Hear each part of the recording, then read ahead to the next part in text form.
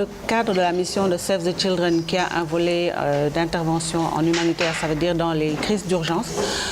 nous avons jugé opportun, dans le cadre de notre collaboration avec le ministère de la Santé, à travers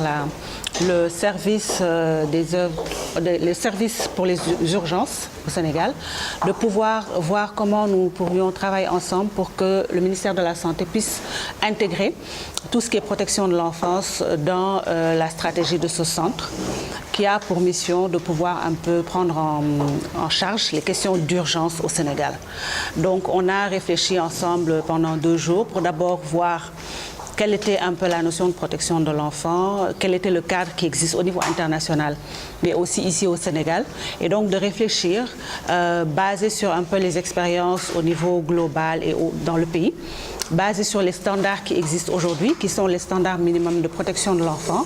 comment on pouvait ici au Sénégal avoir ce volet, avoir cette vision, pouvoir prendre en compte la cible des enfants dans nos réponses à l'urgence. C'est un projet qui a duré 1 an, qui prend fin théoriquement au 31 mars et nous allons jusqu'au 30 avril pour les activités de suivi et évaluation. Et c'est un projet qui a insisté sur l'engagement communautaire et la mobilisation sociale à travers des émissions. On a beaucoup travaillé avec les radios communautaires, mais surtout avec les Badianougor qui sont des acteurs de santé communautaire et les jeunes. Nous avons voulu montrer que les jeunes sont des acteurs pertinents de la réponse aux problèmes de santé publique. Ces jeunes ont été formés, ainsi à Kolda et Kédougou, nous avons formé 116 jeunes du Parlement et du Conseil consultatif des enfants à Kédougou. À Kolda, nous avons formé les enfants MHT. Ces 116 jeunes, avec les 300 Badianougor formés, ont déroulé 2523 causeries au niveau de ces 2 régions qui ont touché plus de 57 000 personnes, dont 20 000 sont des jeunes. En plus de cela, nous avons formé aussi 75 gouvernements scolaires au niveau des régions de Kédougou et Kolda. Ces enfants également, au niveau de chaque école, il y a eu 2 enfants et 2 enseignants formés et qui ont déroulé les activités de sensibilisation et de mobilisation sociale ensemble. Juste pour vous montrer que les enfants, s'ils sont bien formés, s'ils sont bien outillés, sont des acteurs pertinents de santé publique et au niveau de la région de Kédougou, même ces jeunes ont eu à dérouler des émissions sur cette maladie. Save the Children, en collaboration avec le ministère de la Santé et d'autres partenaires, mais Dr Astou Badiane en parlera plus, a mis en œuvre un projet qui vient de se terminer dans la région de Kédougou et de Kolda. L'objectif était un peu, dans le cadre de la crise de l'épidémie à virus Ebola, de pouvoir mettre en œuvre une réponse en termes de prévention et de sensibilisation des populations dans ces régions qui sont un peu frontalières à la Guinée, qui a malheureusement connu la crise. Donc il s'agissait un peu de faire de la prévention auprès des communautés pour un peu revoir les comportements, les habitudes. Et donc ce projet s'est achevé et c'est dans ce cadre que nous avons jugé utile justement d'aller plus loin en termes de perspective, comme vous dites, avec le ministère de la Santé, pour, on ne le souhaite pas, mais au cas où des urgences se présentent dans notre pays, comment nous faisons en sorte que la cible des enfants n'est pas laissée pour compte. Ce sur quoi on voudrait insister, au-delà de la maladie à virus Ebola, le projet START a fait la promotion de l'hygiène et du lavage des mains. Pourquoi un geste simple comme un lavage correct des mains peut permettre d'éviter, en plus de la maladie à virus Ebola, d'autres pathologies infectieuses. C'est ainsi que nous avons travaillé avec le Centre des opérations d'urgence sanitaire du ministère de la Santé, avec la cellule de santé communautaire, avec également la division de la prévention et d'autres partenaires, ONG et agences du système des Nations Unies, pour mettre en place des outils de surveillance communautaire qui vont outiller la communauté pour pouvoir surveiller des maladies infectieuses à potentiel épidémique. Parce que comme vous le savez, un aspect important sur lequel le projet a insisté, s'il y a aujourd'hui un cas suspect, c'est d'abord au niveau de la communauté, avant de parler des structures sanitaires. Donc, comment outiller cette communauté? En les organisant comme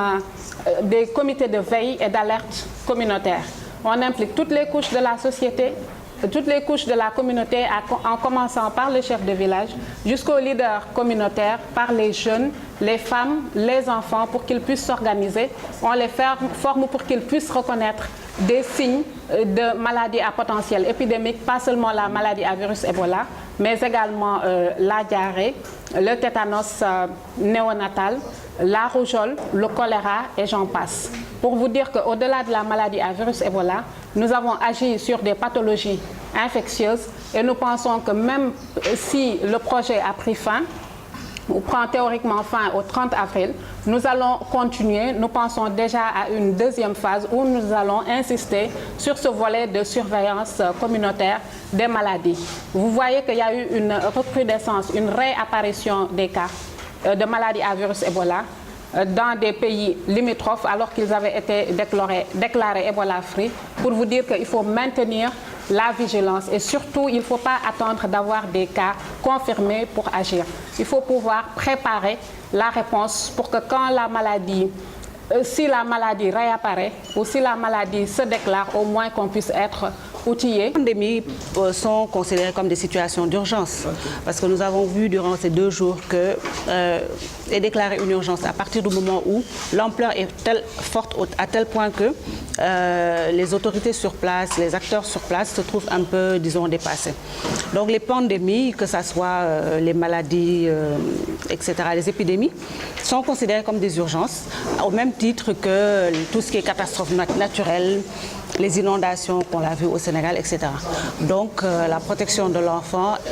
peut se faire aussi bien dans le cadre du développement, on a des projets dans le cadre du développement, mais aussi en situation d'urgence. On a également mené une enquête sur l'eau, l'hygiène et l'assainissement, parce qu'avant tout projet, il faut faire une enquête CAP initiale sur les connaissances, attitudes et pratiques, qui a révélé des gaps au niveau de l'eau, l'hygiène, assainissement dans les régions de Kédougou et Kolda, notamment au niveau des structures sanitaires et au niveau des écoles. C'est pourquoi on a encore mené une enquête qui a mis le focus sur ce volet pour pouvoir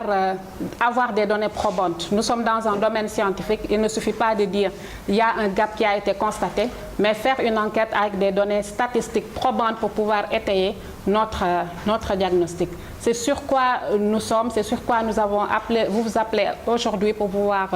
communiquer là-dessus, pour pouvoir partager. Insister aussi que pour les bonnes pratiques du projet, parce que tout projet, selon moi, doit pouvoir regrouper toutes les parties prenantes afin qu'on puisse identifier les limites, mais également les bonnes pratiques et documenter le projet pour que demain, quelqu'un qui veut aller travailler à Kolda et Kédougou n'ait pas à réinventer la roue, trouve quelque chose d'écrit de scientifique montrant qu'il y a un projet qui a été déroulé, qui s'est appesanti sur l'engagement communautaire, la mobilisation, la participation active des jeunes. Et il y a eu des bonnes pratiques qui ont été identifiées, comme ce que je vous ai dit, la revalorisation des Badjanougor, et que les jeunes sont des acteurs pertinents de santé publique. Également que les activités culturelles comme les festivals peuvent être utilisées pour pouvoir toucher beaucoup plus de personnes, parce qu'au niveau de ces festivals, vous avez les personnes âgées, vous avez les plus jeunes, et pouvez faire d'une pierre 2 coups, joindre l'utile à l'agréable, en profiter pour faire passer votre message. Parce que je me dis que la santé est avant tout une histoire personnelle, il ne faut pas attendre un partenaire pour le faire, c'est la personne lui-même qui doit d'abord se prémunir. Il suffit juste qu'il ait la bonne information et qu'il soit bien outillé pour pouvoir se prendre en charge.